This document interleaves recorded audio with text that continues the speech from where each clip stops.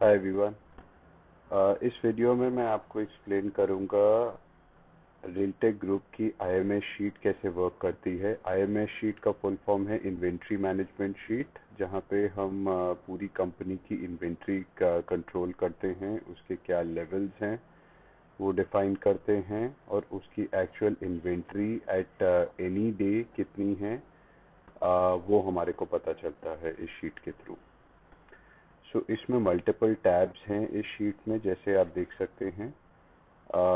मैं step by step explain करता हूँ हर एक टैब में क्या फंक्शनिंग है। फर्स्ट टैब है मास्टर टैब, जहाँ पे हम मेन डेटा फिल करते हैं।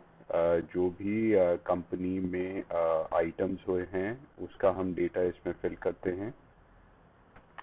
इसमें जो अलग कॉलम्स हैं ये भी मैं एक्सप्लेन कर देता हूँ। SKU कोड इज बेसिकली जो हमारा सैप जनरेटेड आइटम कोड होता है, वो हम यहाँ पे फिल करते हैं। उसके पर्टेनिंग जो भी आइटम नेम होता है, आइटम डिस्क्रिप्शन होती है, वो हम इधर फिल इन करते हैं। उसकी क्या कैटेगरी है ये एक ड्रॉप डाउन मेन्यू में ऑल टाइप्स ऑफ कैटेगरीज दी गई हैं। इसमें से आप कुछ भी चूज कर सकते हैं जो भी उस पर्टिकुलर आइटम की कैटेगरी है। उसका हम सीजन चूज कर सकते हैं। इसका मैं पर्पस अभी बताता हूँ जब हम इसमें average daily consumption, lead time और सेफ्टी फैक्टर डाल देंगे। एवरेज डेली कंजम्पशन हम एस्टिमेट करते हैं बेस्ड ऑन पास्ट रिकॉर्ड्स कि इस पर्टिकुलर आइटम की दिन की कंजम्पशन कितनी होगी। अब ये 3 पीरियड में हम इसको असेस करते हैं। जब नॉर्मल कंजम्पशन हो रही है तो हम वो नॉर्मल डेली कंजम्पशन में डाल देंगे। जब पीक कंजम्पशन होती है, पीक का मतलब है जब हाई डिमांड में है ये पर्टिकुलर आइटम, तब उसकी डेली कंजम्पशन कितनी होती है। एंड ऑफ ऑफ मतलब ऑफ सीजन, जब इस पर्टिकुलर आइटम की डिमांड इतनी नहीं है तब उसकी डेली कंजम्पशन कितनी होती है। तो ये तीनों लेवल्स हम डिफाइन कर देंगे। इसका लीड टाइम हम डिफाइन करेंगे। बेसिकली जो वेंडर से हमारे को टाइम लगता है from the time of ordering till the time of receiving that material, वो टाइम पीरियड हम इसमें डाल देंगे। Safety factor in most cases 1 होता है, बिकॉज वो मटेरियल हमारे को सेफली मिल जाता है वेंडर से, हमारे पास सोर्सेज अवेलेबल हैं। कुछ आइटम्स ऐसे हैं जिसमें safety factor will be more than 1, because उसमें थोड़ी अनसर्टेनिटी रहती है कि वेंडर से हमारे को मिलेगा मटेरियल, टाइमली मिलेगा या नहीं मिलेगा, या फिर certain items that are imported जो बाहर से आते हैं। वंस हमने ये सारी चीजें डिफाइन कर दी, हमने एक यूनिट डिफाइन कर दिया कि किस यूनिट में हमने इस पर्टिकुलर आइटम का स्टॉक मेंटेन करना है with numbers, KG, set and so on. अब सीजन हम चूज करेंगे। करंटली जो ये आइटम है, वेदर ये नॉर्मल सीजन में चल रही है, मतलब इसकी डिमांड नॉर्मल है, या इसकी डिमांड पीक में है, या इसकी डिमांड ऑफ में है। मैं एक डमी एंट्री इसमें करके दिखा देता हूँ।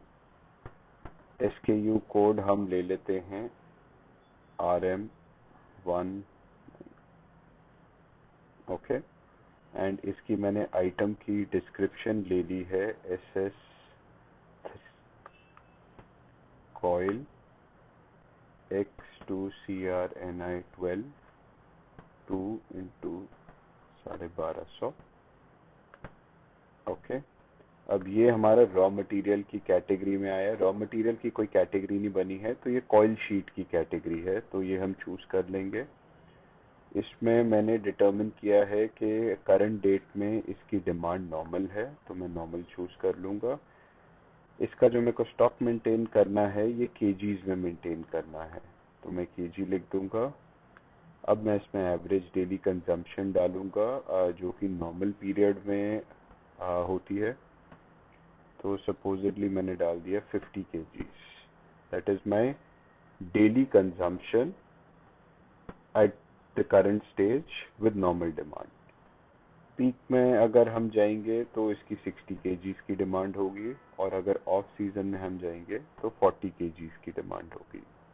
इसका लीड टाइम आइटम को प्रोक्योर करने का है 45 डेज, एंड इसका सेफ्टी फैक्टर मैं 1 डालता हूँ।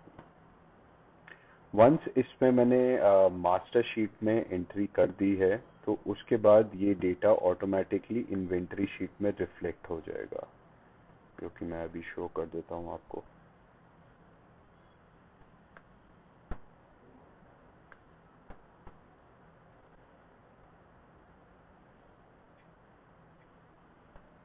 ये देखिए, ये एंट्री यहाँ पे शो कर रही है।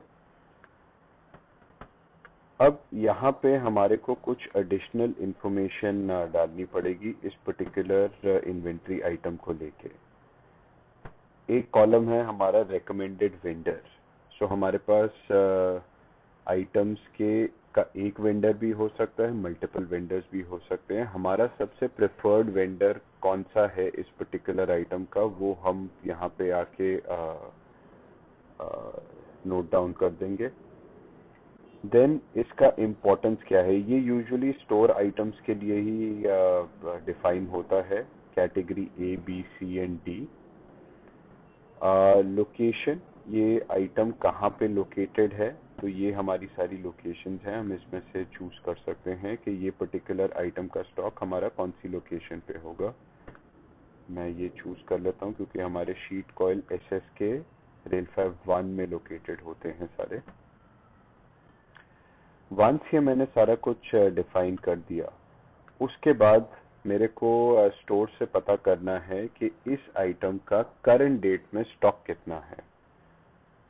तो वो हम ओपनिंग स्टॉक के कॉलम में डाल देंगे। सपोज इसका हमारा करंट स्टॉक है 1000 केजीज, तो अब टोटल अवेलेबल भी 1000 दिखा रहा है, क्योंकि अभी मैंने इस पर्टिकुलर आइटम में कुछ भी इनवर्ड और आउटवर्ड नहीं किया है, जो कि मैं आपको नेक्स्ट वीडियो में एक्सप्लेन करूंगा।